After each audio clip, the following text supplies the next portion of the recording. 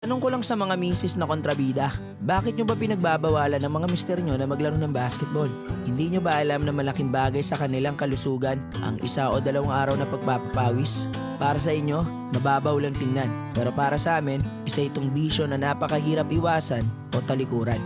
Dito kami masaya, kaya sana piliin nyo na lang ang sumuporta. Huwag sanang maging mitya ng pag-aaway nyo ang basketball. Dahil bago ka pa dumating sa buhay niya, bola na ang kasama niya.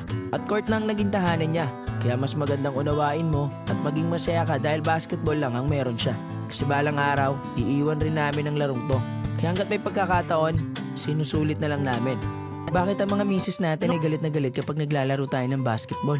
Bago naman sila dumating sa buhay natin, nagbabasketball na tayo. Masama ba maglaro ng kahit isang beses sa isang linggo? Isang linggo na nakakapagod dahil sa puro trabaho. Alam naman natin na pamilyado na tayo. Pero hindi na mabigat kung papayagan nila tayo minsan. Dahil bata pa lang tayo, malaki na ang parte nito sa buhay natin. At aminin mo man o hindi, may sayang dulot ang basketball sa atin na kailanman na hindi maintindihan ni misis.